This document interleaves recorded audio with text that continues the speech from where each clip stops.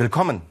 Stellen Sie sich eine Journalistin vor, die in jahrelanger Recherche ein kriminelles Netz von Pädophilen und Menschenhändlern entlarvt, darüber ein Buch veröffentlicht, als direkte Folge von den Polizeikräften ihres Landes festgenommen und gefoltert wird und die selbst 15 Jahre danach täglich um ihr Leben fürchten muss. Diese Frau sitzt mir im Moment gegenüber. Sie ist eine der profiliertesten Autorinnen und Menschenrechtsaktivistinnen Lateinamerikas, die Mexikanerin Lydia Cacho. Frau Cacho, schön, dass Sie heute hier sind. Gracias. Weil Sie im vergangenen Jahr Mexiko erneut aus Sicherheitsgründen verlassen mussten, erstmal die Frage, wie steht es um Ihre jetzige Arbeits- und Lebenssituation?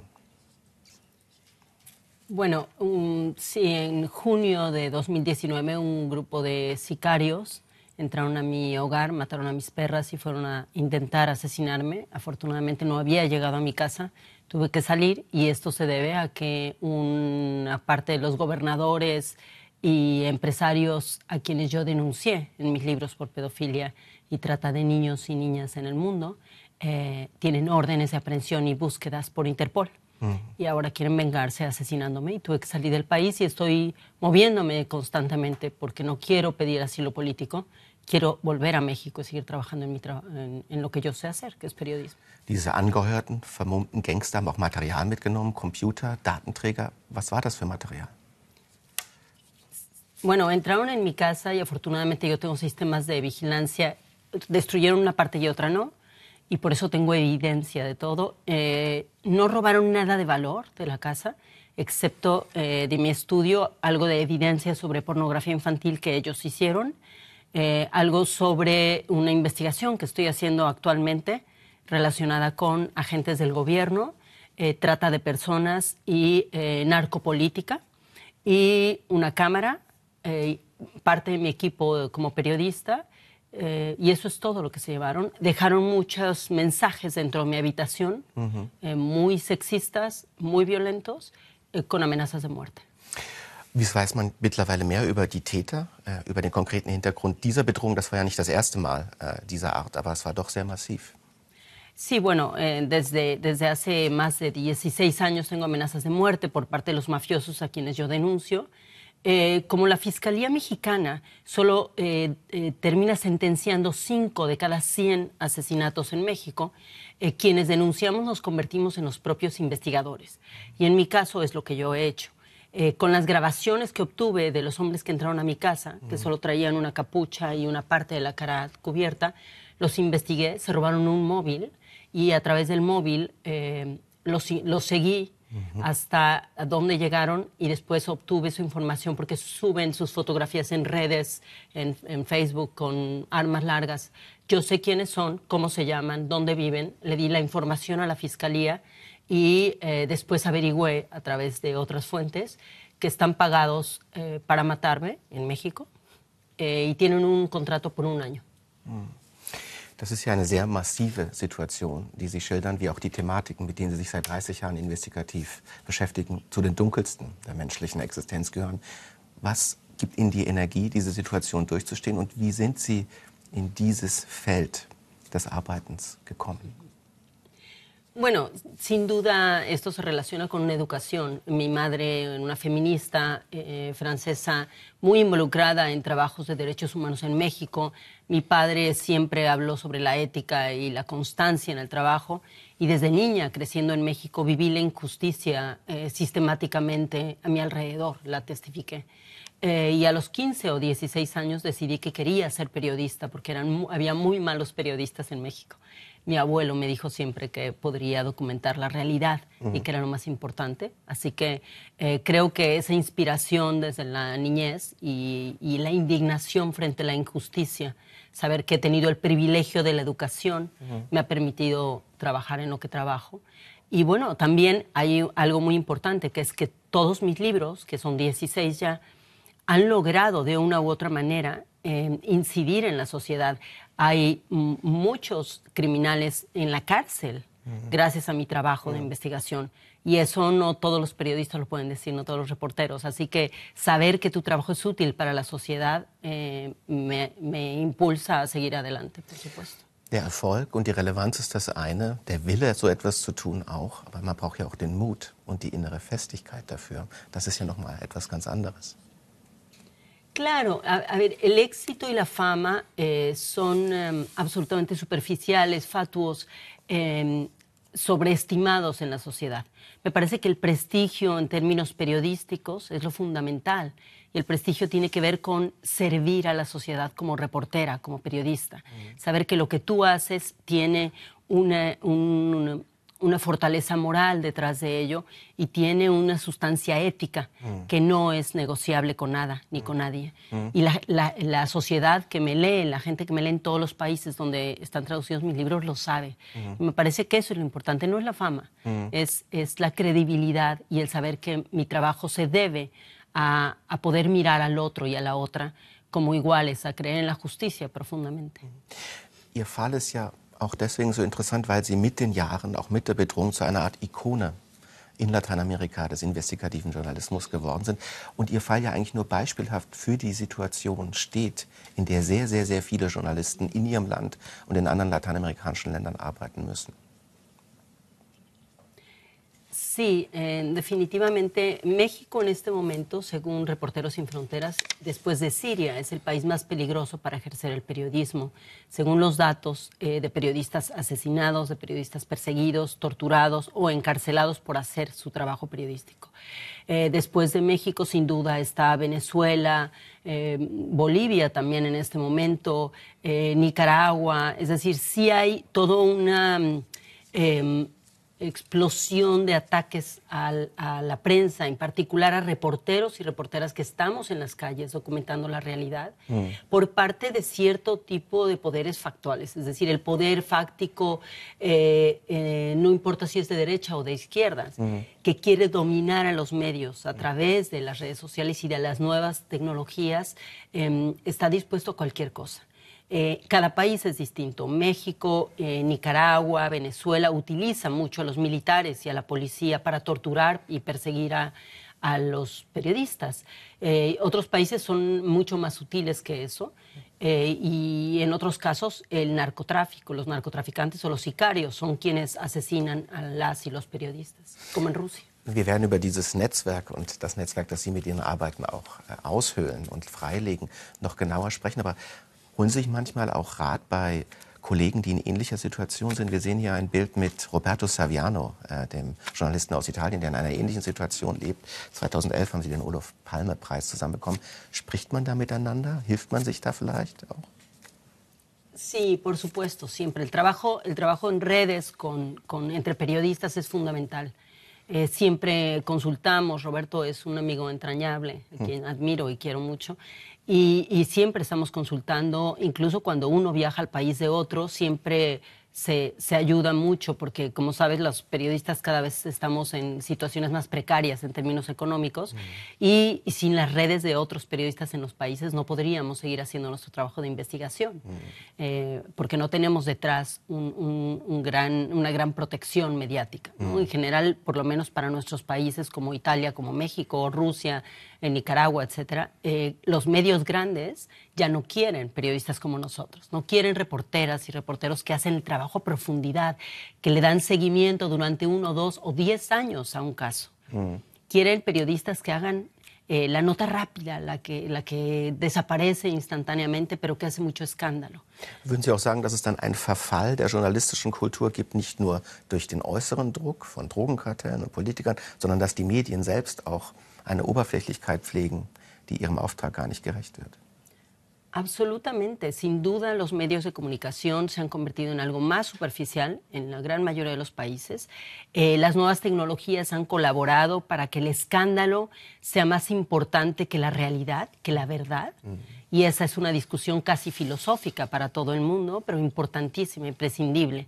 Entender que lo que dice un presidente no necesariamente es la verdad, ni refleja la realidad del país, pero en el momento en que se convierte en una nota en las redes sociales, parece que es la realidad. Entonces, estamos viviendo como realidades alternas y depende quién y qué tan preparado esté, se entere de estas realidades o de estas historias que cuentan y eso hace más complicado todavía el periodismo, por un lado. Por otro lado, en casos como el mío o el de miles de periodistas perseguidos en el mundo, una de las cosas que ha logrado tanta violencia sistemática contra la prensa es acallarnos, ¿no? El cansancio que tenemos, y yo puedo hablar por mí, de estar perseguido constantemente, de tener que correr de un país a otro para no ser asesinada y seguir trabajando mientras tanto, es brutal, a veces es devastador. Entonces, eso hace que la autocensura crezca cada vez más. Entonces, desde Argentina hasta no sé, Grecia, podemos ver a periodistas que ya se agotaron y que me lo dicen todo el tiempo, me dicen, yo ya. Ich sehe diese eine Entwicklung der Aufmerksamkeitsökonomie, des Sensationalismus. Andererseits gibt es ja auch einen ausgleichenden Faktor. Gerade die sozialen Netzwerke geben einzelnen Menschen die Möglichkeit, ihre Inhalte, ihre Recherchen weltweit über Twitter beispielsweise öffentlich zu machen. Sie haben 1,3 Millionen Twitter-Follower. Sie sind ja selbst eine Zeitung, wenn Sie so wollen. Sí, tengo efectivamente más seguidores en Twitter que muchos periódicos en mi país, ¿no? Y eso me permite tener un eco importante con respecto a los medios que dicen cosas diferentes o que protegen a las mafias sobre las que yo escribo y denuncio. Y eso enoja mucho, por supuesto, tanto a las mafias como a algunos políticos poderosos que quisieran acallarme. Pero bueno, las redes sociales tienen evidentemente su lado positivo y su lado negativo. Finalmente, quien está detrás de esas redes son las personas. Y claro, los algoritmos, lo pudimos ver con las elecciones norteamericanas, ¿no? Esa es otra historia. Pero al final, sin duda, yo he descubierto en Twitter, por ejemplo, que muchos estudiantes de periodismo de diferentes países, de América Latina sobre todo, siguen mi Twitter y me piden que suba las notas de periodistas en quienes yo creo. Auch eine Glaubwürdigkeitsblase oder ein Glaubwürdigkeitsnetz, das dann entsteht. Exacto, exactamente. Y cuando descubro que mis seguidores tienen entre 15 años y 60, es muy interesante para mí porque puedo saber qué diálogo estamos teniendo de alguna manera sin que nos conozcamos siquiera. Diese einzigartige Vorbildfunktion, die Sie mittlerweile haben, hat ja eine Geschichte. Gehen wir mal an einen Anfang zurück. 2005 haben Sie ein Buch veröffentlicht, Teufel im Paradies, Los Demonios del Eden. Und da geht es darum, dass Sie ein Netz von Pädophilen und Menschenhändlern in Ihrer Stadt Cancún, einer Küstenstadt Mexikos, freilegen. Und was Sie auch freilegen, ist ein Netz von einerseits Fabrikanten, Industriellen, Politik und Polizei, die in diesem Menschenhändlerring zusammenarbeiten. Was ist denn mit den Köpfen dieser kriminellen Vereinigung mittlerweile geschehen aufgrund Ihrer Recherchen? Bueno, cuando yo publiqué Los Demonios del Edén, ya tenía amenazas de muerte. Hablé con mi familia y les dije, voy a publicarlo y hay riesgo. Mi familia me dijo, adelante, debes hacerlo. 6 meses después de la publicación fui secuestrada por la policía por órdenes de algunos de estos políticos, un gobernador en particular, y de este empresario que trabaja en todo el mundo, incluida Asia y Europa. Y que trabajan también en casas productoras de ropa, en maquiladoras, y que están en el mundo de la pederastia y de la compra y venta de niñas y niños para la explotación sexual. Entonces, 6 meses después de la publicación, me secuestró la policía, ordenada por ellos, a petición de este gran empresario. Tenemos las grabaciones que se hicieron de estas peticiones. Darf ich kurz nachfragen? Das klingt jetzt so, ich wurde entführt. Wie kann man sich denn das konkret vorstellen? Kommt da die Polizei, holt Sie ab und bringt Sie an einen unbekannten Ort? Fue, sí, la policía pagada, como si fuesen sicarios, vestidos de civiles, llegaron a mis oficinas. Yo tengo cámaras afuera de mis oficinas, todo se grabó, todo está en un video, en un documental que está abierto a la sociedad en YouTube. Y bueno, porque eso sucede en México. Es decir, la gran mayoría perdón, en México sucede esto. La gran mayoría de los policías obtienen declaraciones a través de la tortura. Es decir, el entrenamiento policíaco está directamente relacionado con la tortura. Entonces, se ha normalizado en México de una manera brutal. Entonces, cuando un gobernador le pide a los policías que me detengan a mí, ellos van a por mí, me sacan de mi auto con armas, me suben sin decirme nada y me llevan a las oficinas de la policía. Yo ahí creo que es legal y en ese momento me toman y me meten a otro auto y me llevan 20 horas torturada desde Cancún hasta la ciudad de Puebla, sí, 20 horas, y después a la cárcel, acusada de difamar a los criminales. Gané el juicio un año después y también después de 10 años gané en Ginebra y pude demostrar que fui torturada. Y el gobierno mexicano tuvo que verse obligado a pedirme en 2019 disculpas por haberme torturado. Wir schauen uns mal eine Szene an, was da geschehen ist. Sie wurden nämlich vorgeladen, nicht die Kriminellen, sondern Sie wegen Verleumdung. Und in diesem Dokumentarfilm, den Sie schon erwähnt haben, über die Dämonen von Eden, gibt es folgende Szene. Haber perdido contratos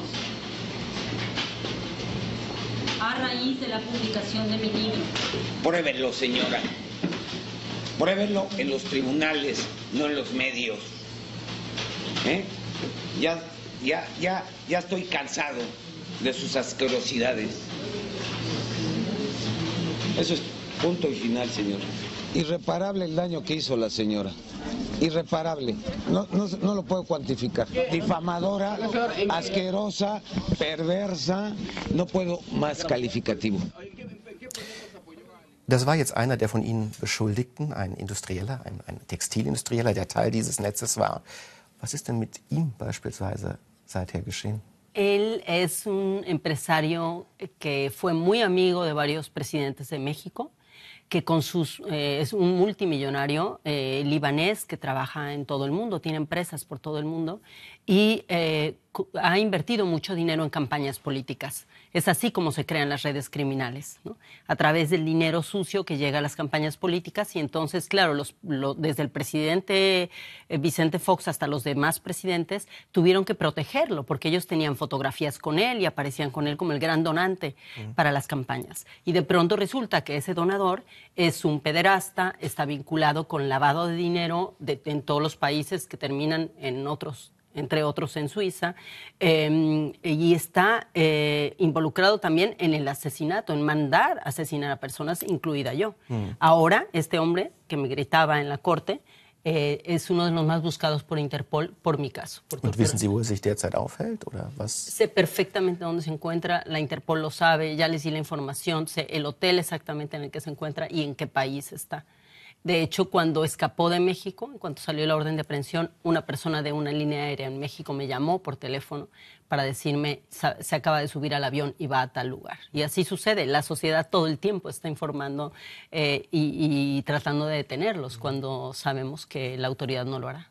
Andere wurden verurteilt zu 112 Jahren Haft und befinden sich jetzt im Gefängnis aufgrund ihrer Recherchen. Sie haben das jetzt in einem Nebensatz so erwähnt, auch die Schweiz spielt bei dieser Geldwäsche der kriminellen Vereinigung eine große Rolle. Würden Sie sagen, dass die Schweiz da sogar eine Art Zentrum bildet innerhalb dieses Systems des kriminellen Geldwäsche?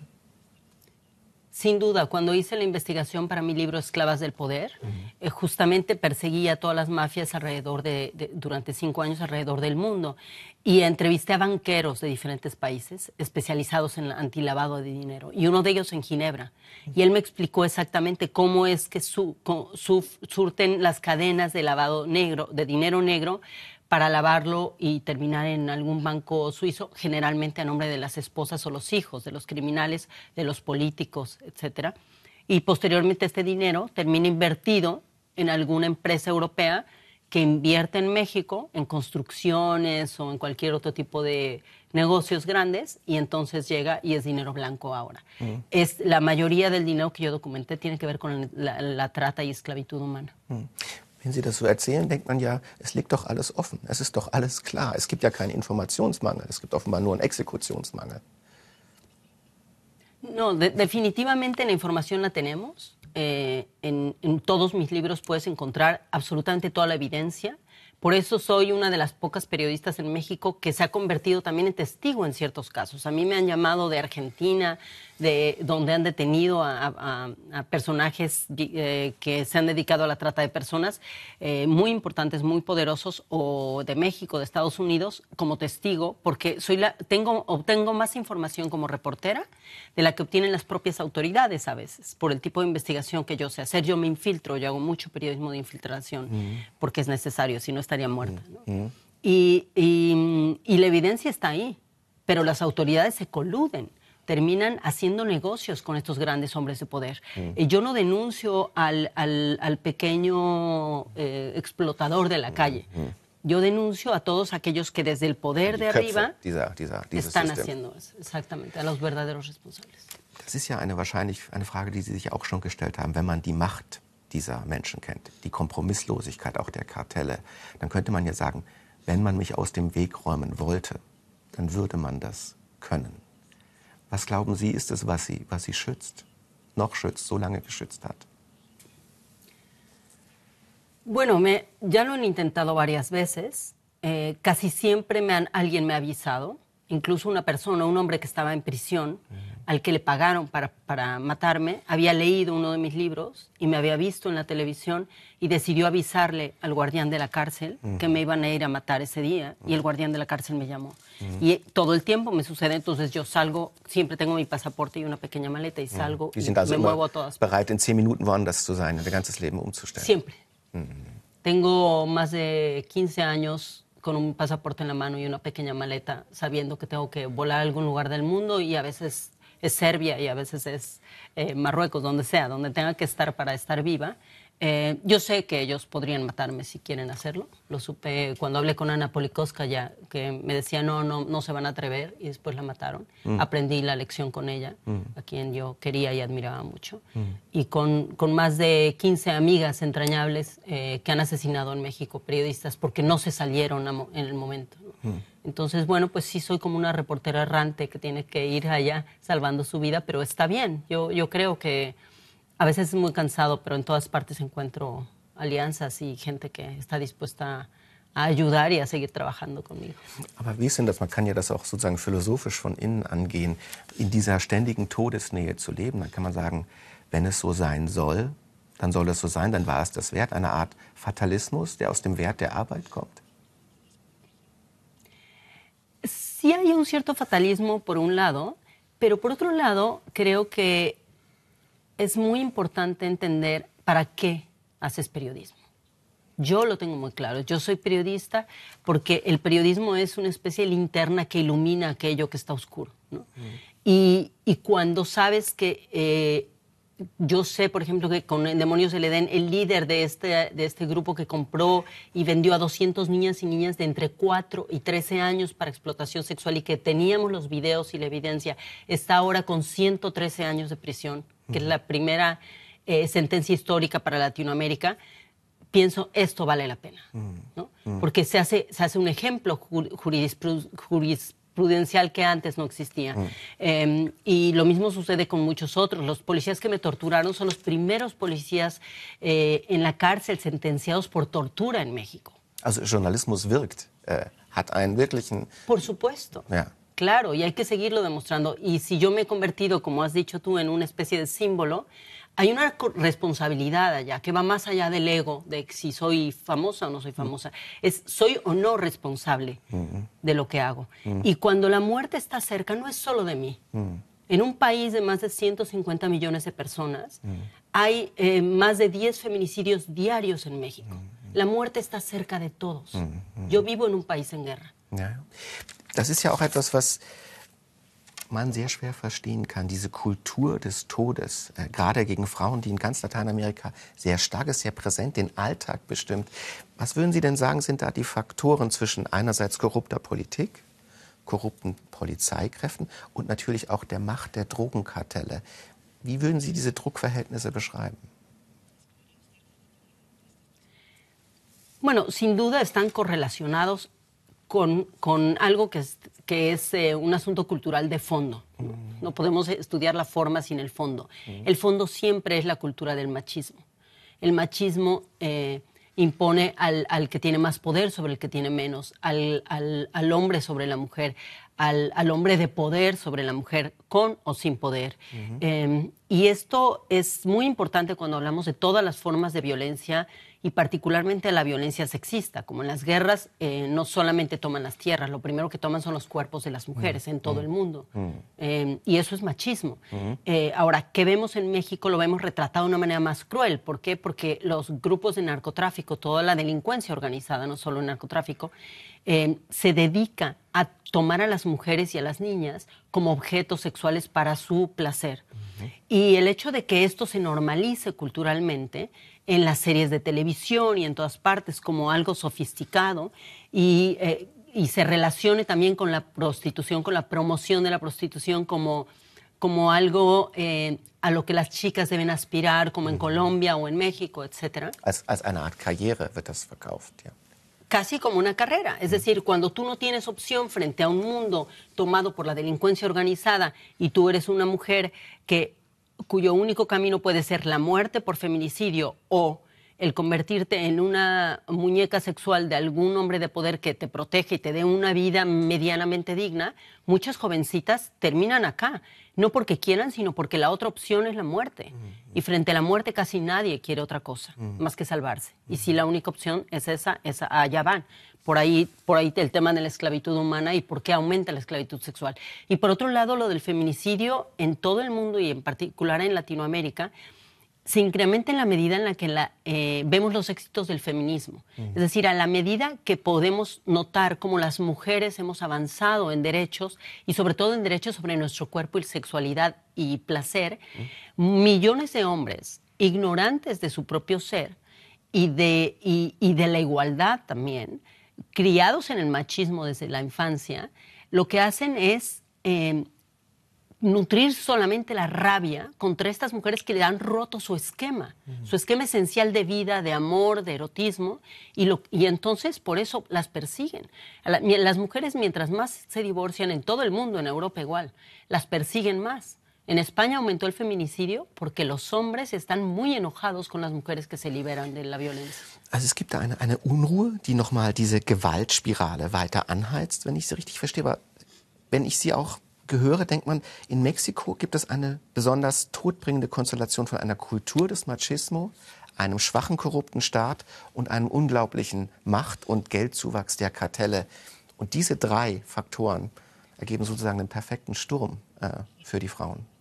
Definitivamente, definitivamente. Y por otro lado, lo que yo he logrado mostrar con mis libros es cómo se van tejiendo las redes de protección entre hombres y algunas mujeres. Yo no digo que no haya mujeres en el crimen organizado con poder, por supuesto que las hay, pero la mayoría son hombres. Pero se crean estas redes de protección en las que están como por capas, ¿no? Nos podemos imaginar capas de tejido muy fuerte, que no son tan fuertes como el tejido social, por desgracia. Y estas capas involucran desde un presidente que tiene dinero que le llegó del narco para su carrera y que a lo mejor él no lo sabía, pero en cuanto el crimen organizado o el pederasta o quien quiera que sea está en riesgo, le llama y le dice, yo te di dinero y aquí está la prueba. Y entonces el presidente se echa para atrás y le llama al fiscal y el fiscal llama al policía y le dice, no pueden tocar a este hombre. ¿Por qué? Porque si este presidente te mete a la cárcel a este hombre va a demostrar que puso todo su dinero en la campaña del presidente. Y el presidente, la transición mexicana democrática, resulta que es que llegó al poder a través de dinero de las mafias. Wie ist denn Ihre Einschätzung, wenn man jetzt einen Staat wie Mexiko sieht, kennt, von innen heraus gesehen hat? Gibt es überhaupt eine sinnvolle Trennung zwischen dem Narkogeld und den Narkonetzen und der Regierung? Oder ist das ein Konglomerat der Macht? Sin duda es un conglomerado del poder. Están unidos económicamente e incluso moralmente. Hay una gran cantidad de políticos que han dicho que lo mejor que se puede hacer es hacer las paces con los grupos de delincuencia organizada. Que son, no es solamente el narco, es la delincuencia organizada que se dedica a los narcóticos, a las armas y a la venta de personas, compra-venta de personas, que está aumentando más. Ahora da más dinero vender personas que vender drogas. Entonces, en esa medida, muchos políticos y gobernadores están de acuerdo con que la delincuencia organizada ya asentada en el poder local de los diferentes estados siga obteniendo cierto poder y negocien que no maten tanto, ¿no? Y esa es la negociación en este momento. Políticamente esa es la Eine negociación. dunkle Stabilisierung der Lage, kann man sagen. Es lo que los grandes jueces italianos hace muchos años llamaban la pax mafiosa. Acuerdan con un mafioso, con el más poderoso, y entonces él pone la paz con los demás grupos de poder, que es lo mismo que hicieron los norteamericanos en la gran época. Todavía hay mafias en Estados Unidos, pero en la gran época de los mafiosos, que ahora se ha vuelto a poner de moda, es lo que hicieron, tenían una pax mafiosa en los Estados Unidos. Eine ketzerische Frage vielleicht, aber man kann ja sagen, das ist rationale Politik. Es ist besser als das Forttreiben des Mordens. Es posible que la política racional en ese sentido para ellos funcione. El problema aquí es que funciona nutriendo la impunidad. Entonces, en la medida en la que hacen negociaciones como las que hicieron en Japón con la Yakuza, ¿no? El gobierno japonés decidió que no quería más asesinatos, más muertes visibles, y lo que hizo fue permitir que la Yakuza hiciera una transición entre el crimen organizado más salvaje, después de la mafia china, hacia los bancos, la industria restaurantera, y ahora todos estos grandes hombres de negocios fueron yakuzas y ahora están limpios, están en los negocios blancos. Eso es posible solamente en sociedades que no tienen esos niveles de impunidad. En Japón el nivel de impunidad es 10 veces menor que el de México. Gar kein Vergleich. Ja, verstehe. Was man sich ja auch fragt, es gibt den ökonomischen Aspekt des Menschenhandels, der Prostitution, der Pornografie, und es gibt den symbolischen. Und man hat das Gefühl, gerade in Mexiko und Lateinamerika, das Geld ist die eine Sache, aber da ist auch noch etwas anderes im Spiel. Eine Kultur des Hasses gegen Frauen. Sin duda, sin duda. Hay una sensación en la trata de personas, en la explotación sexual de mujeres, niñas y niños también, que se relaciona con un asunto de masculinidad no trabajada en todo el mundo. Cuando hice el libro Esclavas del Poder y me infiltré en los prostíbulos, vestida como prostituta para poder entrevistar a los hombres, de otra manera no hubiera podido hacerlo, yo me encontraba en estos lugares, en República Dominicana, en México, en Nicaragua, en Venezuela, en Cuba, a estos hombres empresarios, médicos, atractivos, jóvenes, exitosos, que me mostraban las fotos de sus hijos e hijas, y todos me decían que estaban ahí porque las mujeres latinas jóvenes son más obedientes, son sumisas, saben quién manda. Para ellos, en términos de masculinidad, es importantísimo. Ein Traum der Verfügbarkeit, sozusagen. Exactamente, están disponibles y son obedientes. Y uno de ellos, un europeo me dijo, un alemán me dijo, las mujeres latinas sí saben quién manda. Las feministas europeas destruyeron nuestra virilidad porque ellas han llegado a decir cómo y cuándo quieren el sexo y éramos nosotros quienes decidíamos.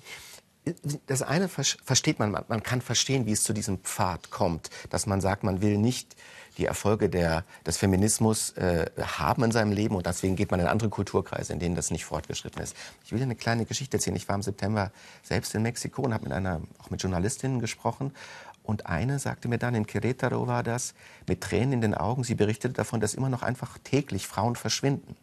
Auch in ihrer Stadt. Und sie sagte dann, was ich nicht verstehe, mit Tränen in den Augen, warum hassen Sie uns so? Ich konnte ihr keine gute Antwort geben. Können Sie sich einen Reim darauf machen? Yo justamente, he intentado responder esto a través de investigaciones durante muchos, muchos años, y uno de mis libros más recientes, que se llama Ellos Hablan, justamente explora esa visión. Y no la explora desde la culpabilidad de los hombres, sino desde el origen de ese odio, de esa misoginia. Cómo se construye ideológica y emocionalmente y sexualmente desde la infancia. Cómo construyen su personalidad erótica, su masculinidad los hombres. Y la construyen a través de mirar a los otros hombres, a través de los padres. Y esto es importantísimo porque si no entendemos el origen desde la niñez, no podemos saber cómo procesan emocionalmente millones de hombres esta noción de que las mujeres los están traicionando sistemáticamente al ser libres. Y no tiene que ver con que un hombre se levante por la mañana y diga, hoy voy a odiar a 10 mujeres, ¿no? Tiene que ver con que no saben cómo amar desde un lugar que no se relacione con la violencia y la desigualdad. Also keine Liebe ohne Hierarchie. Claro. Exactamente, no hay amor sin jerarquía, no hay amor sin desigualdad y no hay amor sin violencias, porque no nos han educado así, a la gran mayoría.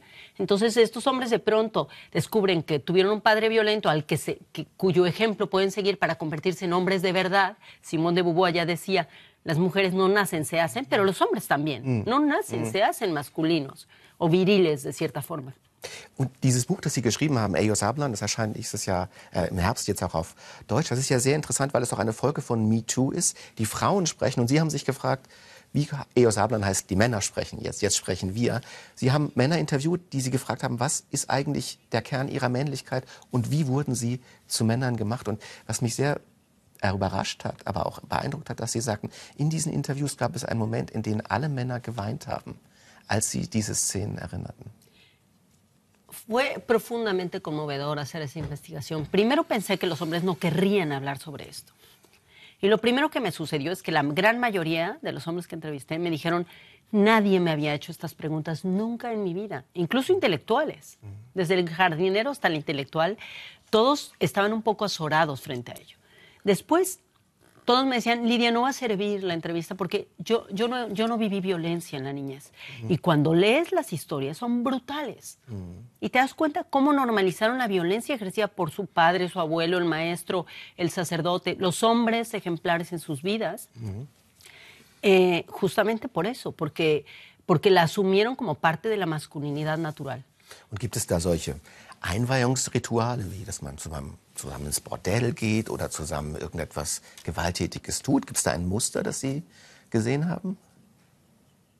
Claro, por supuesto, sistemáticamente los hombres para convertirse en hombres de verdad necesitan relacionar directamente su ser humano, su humanidad, con su genitalidad, no con su sexualidad ni con su erotismo, sino con su genitalidad.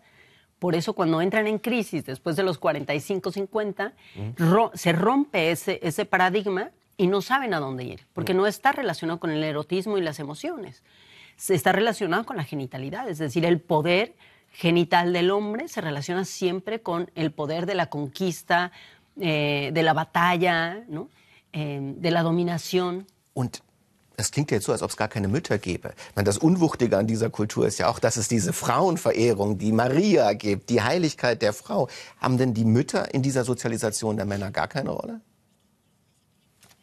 Y regresas, en mi libro justamente se muestra ahí, regresamos a lo que decías hace un momento, que es súper importante, es por qué estos hombres tienen tanto amor y odio al mismo tiempo a las mujeres. Y es lo que demuestran estos hombres a quienes entrevisto. Es su madre, claro, su madre es a la vez la protectora y a la que más quieren y con quien más seguros se sienten, pero a la vez la odian por no protegerlos del hombre violento, aunque por otro lado saben que ese hombre violento puede acabar con ella y con ellos.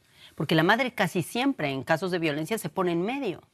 Pero a quien ellos pueden odiar es a la mujer, a la madre. Y la pueden odiar porque la madre siempre perdona. Casi siempre. Als Vergebende immer. Así es. Es la mujer sumisa la que dice, en esta situación de violencia me pongo frente a mis hijos y mis hijos siempre me van a perdonar por todas las tonterías que yo hago. Al padre no se le perdona. La mayoría de hombres, hijos de padres violentos, no perdonan a sus padres y a sus madres sí. Aber dieses Projekt, das sehr, sehr einfallsreich ist, das hat mich gleich begeistert, als ich das gehört habe, die Männer zu fragen. Das deutet ja vielleicht auch auf einen blinden Fleck des Feminismus selbst der letzten Jahrzehnte, dass man sich ganz auf die Frauen konzentriert hat und in gewisser Weise die Männer und die Dynamiken, denen diese Männer unterliegen, fast ein bisschen vergessen hat, nicht wahr? Claro, es que, a ver, en toda la filosofía sobre la paz, entendimos ya hace muchos años, por lo menos una década, que si no investigamos el origen del conflicto, no podemos entender cómo llegar a resultados diferentes. Y el origen del conflicto no está en las mujeres y no está en los hombres como entes violentos, está en cómo construimos la noción de masculinidad y de feminidad y de convivencia entre hombres y mujeres. Es ein Seil, das immer zwei Enden hat. Ja? Claro, y además la esencia del feminismo es la búsqueda de la igualdad. Y en ese sentido, sin las voces de los hombres, no vamos a llegar a ningún lado. Las mujeres ya hicimos el diagnóstico, ya dijimos lo que sucedió. Ahora toca a los hombres, como decía José Saramago, tomar las calles para decirles a los hombres que sí ejercen violencia, que ya es tiempo de detenerse. Also diese Kultur des Todes hat ja in Bezug auf Männer auch sein Äquivalent. Ich habe gelesen, in Ihren Publikationen, alle 7 Minuten wird eine lateinamerikanische Frau von einem Mann umgebracht. Das sind ja wirklich Zahlen, die man sich kaum vor Augen halten kann. Aber gleichzeitig ist ja auch wahr, dass die Gewalt von Männern gegen Männer in Mexiko ein unglaubliches Ausmaß angenommen hat. Allein letztes Jahr wurden 40.000 Männer von Männern umgebracht. Das sind mehr als 100 am Tag. Así es, sí, 40,000 hombres, es una bestialidad. Lo que tenemos como estadísticas incluso oficiales y extraoficiales que coinciden es que el 98% de los asesinatos de hombres y mujeres, niñas y niños, los cometen hombres. ¿Y qué te dice eso? Que vivimos en una cultura que promueve la violencia como forma de masculinidad. Que vivimos en una cultura que promueve la violencia como reivindicación de la virilidad. Y lo que el feminismo promueve es decirles a los hombres y dialogar con hombres y mujeres, la violencia es inaceptable y a estos grados definitivamente está destruyendo las relaciones entre hombres y mujeres. No es una casualidad y tampoco es algo superficial hablar de por qué hay una crisis en el amor y las relaciones afectivas y sexuales, por qué todo el mundo está buscándose en estas plataformas digitales buscando una pareja. Todas y todos queremos afecto, amor, sexo, hombres y mujeres. Y por qué tanto hombres gay como hombres heterosexuales son igualmente machistas. Y están en una crisis porque no encuentran parejas que jueguen el juego que ellos aprendieron en la niñez. Y estamos en un momento de crisis que tenemos que aprovechar para decir, vamos a preguntarnos qué, cómo, por qué, dónde, cuándo y qué vamos a hacer con eso, ¿no? Und die Reaktion bisher, die Sie beobachten können, ist eigentlich nur noch mehr Gewalt, mehr Hilflosigkeit und nicht diese Öffnung, die man sich wünschen würde. Was ja auch sehr ambivalent ist, ist das globale Image von Mexiko. Weil einerseits gibt es auch eine, wie soll ich sagen, fast perverse Attraktion in diesem Machismo. Es gibt Netflix-Serien mit Narcos, die weltweit ein Image vermitteln, wo man sagen würde, ja, das ist irgendwie schlimm, aber es gibt auch so eine popkulturelle Sexiness daran. Claro, por supuesto. Yo hice una miniserie con niños y niñas en todo el país y particularmente los de Sinaloa, en una zona de cárteles, donde tuvimos que pedirle permiso a narco para entrar y entrevistar a los niños para que no nos mataran mientras los entrevistábamos. Estos chicos y chicas me dijeron que una de las peores cosas que les han sucedido a los niños de Sinaloa es la existencia de las series como Narcos, de las series que están todo el tiempo retratando... Diese Serie spielt ja auch in Sinaloa hauptsächlich, ja. Sí, así es. Y lo que está diciendo es, no queremos que los muestren como unos héroes, porque hay una fascinación con la violencia que tenemos que terminar y que no tiene que ver con un asunto meramente moralino, que es inmoral y ético, sino con una visión muy clara de cómo se propaga esa noción de que es chic, de que es cool hacerse el narcotraficante, hablar como narcotraficante, escuchar su música. Pero cada vez, debo decir, hay más y más gente en México que se está rebelando contra esta promoción fatua y superficial del narcotráfico y de los narcotraficantes como una especie de héroes locales. Por ejemplo, una mentira que se repite sistemáticamente en México es que todos los narcotraficantes, como el Chapo Guzmán, que ahora está preso, han creado escuelas, iglesias. Yo estuve allí, yo estuve en el pueblo donde él nació. El pueblo tiene unos niveles de pobreza brutales. No hay escuelas, no hay acceso al agua, no hay acceso a la electricidad. Es mentira que ellos aportan a su población. Ellos aportan a sus criminales, a las familias criminales, pero no a la sociedad. Entonces, desmontar esas mentiras ayuda a desmontar la mitificación de los violentos y de su violencia como algo que hay que aceptar para sobrevivir. Diese Unruhe, das kann man ja auf ganz Lateinamerika beziehen. Das ist ein Kontinent, der gerade wieder in besonderer Unruhe ist. Man hat vor 30 Jahren gedacht, das ist der Kontinent der Zukunft, der Demokratisierung. Es gab allerlei utopische Hoffnung. Und mittlerweile hat man das Gefühl, es bricht in einer ganz unguten Weise auseinander. Sind denn da die Entwicklungen und die Macht der Drogenkartelle das Entscheidende oder ist es eher ein Verlust demokratischer Kultur? Yo creo que por un lado se está debilitando la cultura democrática en el mundo entero y nos estamos enfrentando a nuevos paradigmas que todavía no sabemos explicar, comprender y actuar sobre ellos, por un lado. Por otro lado, creo que también cada vez más hombres y mujeres ignorantes desean el poder y están accediendo al poder. Y eso es muy grave en todo el mundo, lo podemos ver con Estados Unidos particularmente, que es como el ejemplo más claro para todas y todos. Pero por otro lado podemos ver cómo todos los grupos criminales se han insertado directamente en las políticas. Con todas mis investigaciones yo te puedo decir que desde Brasil hasta los Estados Unidos, siempre que tú empiezas a investigar una red de empresarios que cometen ilícitos de cuello blanco, terminas con alguien que le toma la mano y que está directamente vinculado con la delincuencia organizada. Y del otro lado hay un banquero siempre, ¿sabes? Entonces, claro, mientras la economía, la política y el empresariado estén tomados de la mano con la delincuencia organizada, es brutal. Luego tienes a personajes como Evo Morales, ¿no? Que, bueno, la gente de izquierda, yo me considero una persona de izquierda. Der geflüchtete Präsident aus Bolivien jetzt, ja. Claro, el presidente boliviano tiene que salir por un golpe de Estado de la derecha, todo esto. Pero por otro lado, él viene de una cultura indígena en que ellos siembran coca, ¿no? Y la siembran para el bienestar de su comunidad. Y cuando él llega al poder, él normaliza la siembra de la coca. ¿Y qué pasa? Es que en 2 años Bolivia se convierte en uno de los países proveedores de coca para la delincuencia organizada. Y entonces crece el Triángulo Dorado de Latinoamérica, que antes estaba en Afganistán y después de la guerra se viene para acá para proveer a los americanos de todas sus drogas. Y ahora tenemos a Venezuela como uno de los grandes países en que está intervinculado directamente la delincuencia organizada, el gobierno, todas las formas de política, la corrupción con respecto al petróleo, por supuesto, y las drogas. Entonces, cuando empiezas a entender cómo funciona la economía, la narcoeconomía, entonces entiendes por qué la democracia se está debilitando, se resquebraja en la medida en la que no hay Estado de Derecho. Follow the money, sagt man ja immer. Und das scheint ja jetzt auch mit dem Drogengeld die Strategie zu sein.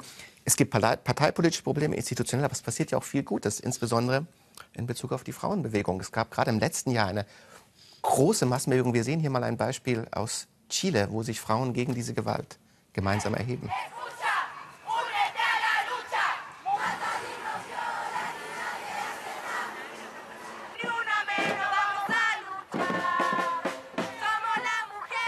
Das sind also Frauen in Chile, die gegen die strukturelle Gewalt gegen Frauen in ganz Lateinamerika demonstrieren. Ist das für Sie auch eine Art direkte Folge von MeToo, nur in lateinamerikanischer Version?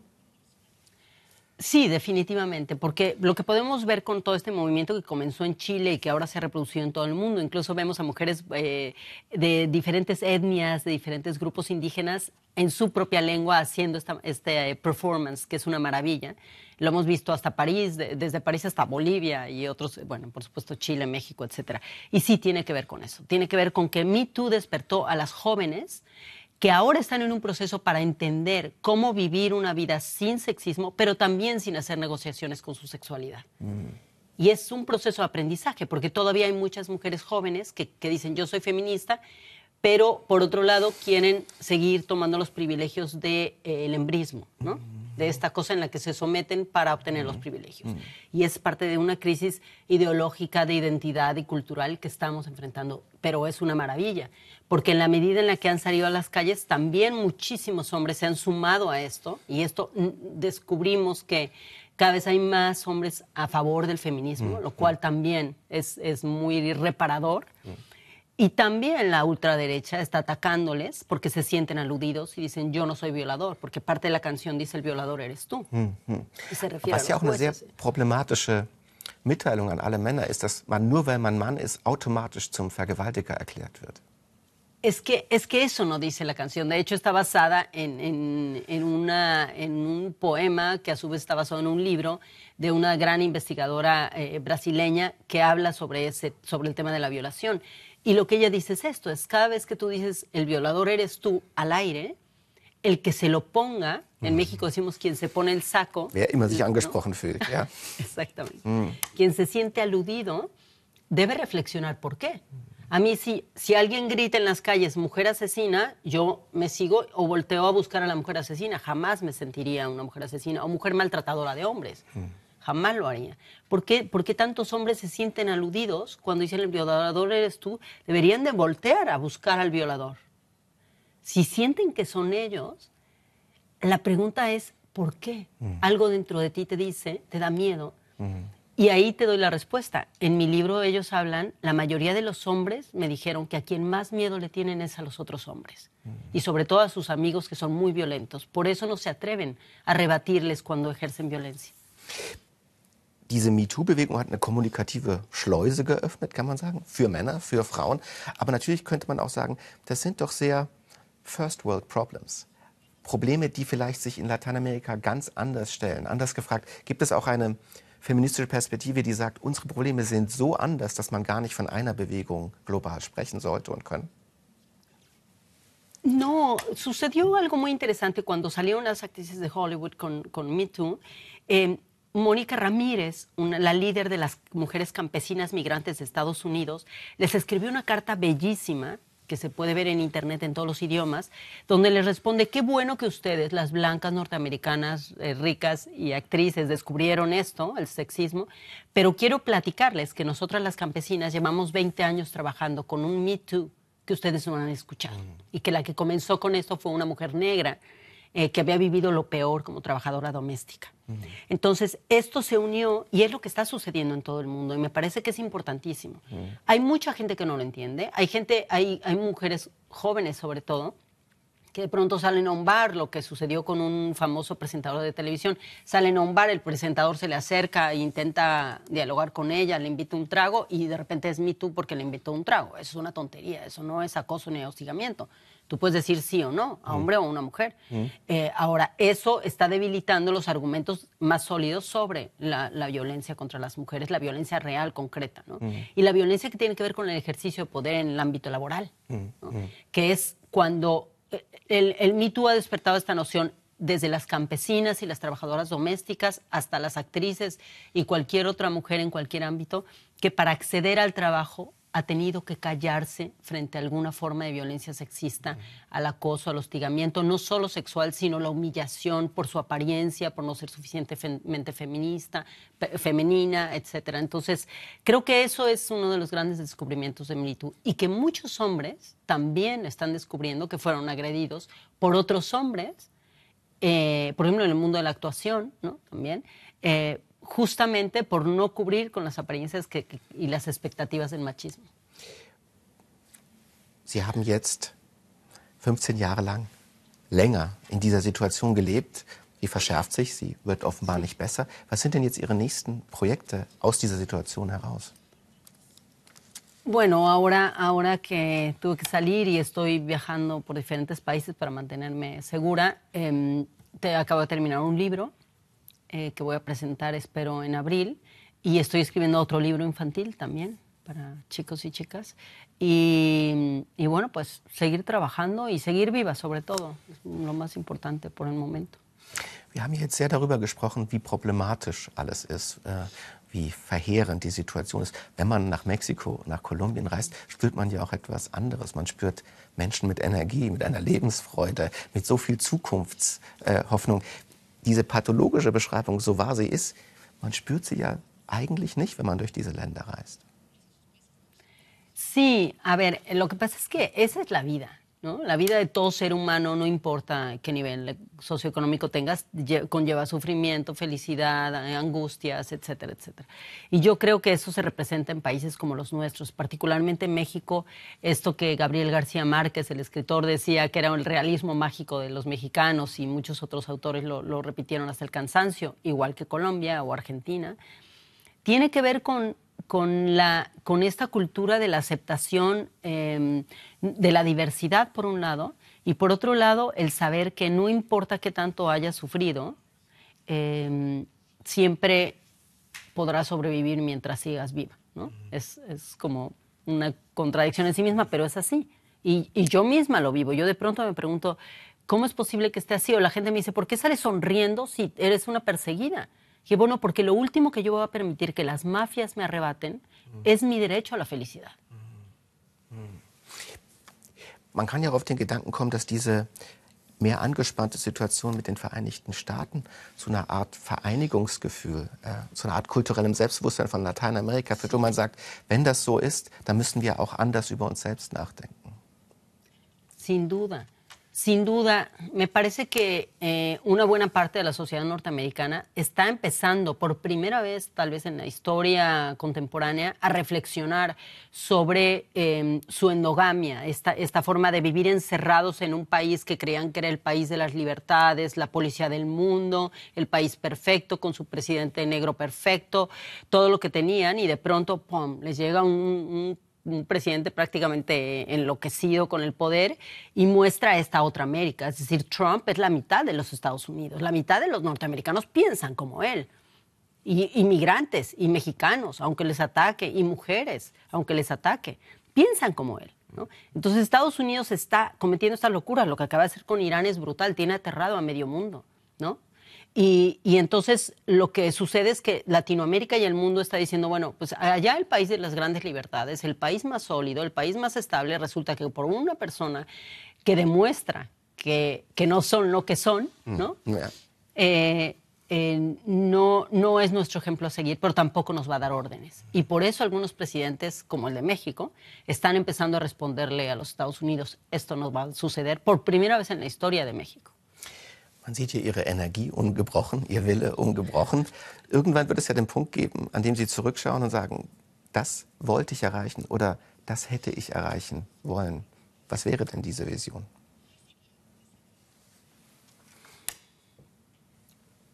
Bueno, pues yo creo que lo que hubiera querido conseguir es seguir viviendo en mi país sin tener que salir corriendo. Es muy desgastante emocionalmente. Pierdes muchas relaciones, pierdes muchas amistades, afectos, y eso para mí es muy importante. Y fuera de eso, en términos de mi trabajo o de mi vida en general, de conocer el mundo, no tengo ningún arrepentimiento. Si me preguntaras si volverías a hacer lo mismo sabiendo los resultados, sí, claro que sí. Sobre todo sabiendo los resultados para las mafias. Están muy enojados, y están enojados porque estamos diciendo la verdad. Y si yo me puedo convertir en un ejemplo para millones de niños y niñas o jóvenes que están viendo esto y que leen mis libros en las escuelas y que dicen, hay otra forma de crear esperanza desde la verdad, voy a seguir haciéndolo. Das wünsche ich Ihnen, das wünsche ich uns, und vielen, vielen Dank, dass Sie heute Ihre Botschaft nicht nur verkündet, sondern auch verkörpert haben. Gracias. Danke, Frau Cacho. Muchas gracias a ti. Nächste Woche ist hier einer zu Gast, der unseren Planeten schon beim Frühstück retten will. Jonathan Safran Foer fordert uns auf, unsere Essgewohnheiten mit Blick auf den Klimawandel zu ändern. Warum seine Forderungen viele teilen, sein Buch dennoch verärgert. Barbara Bleisch fragt nach. Denken Sie weiter.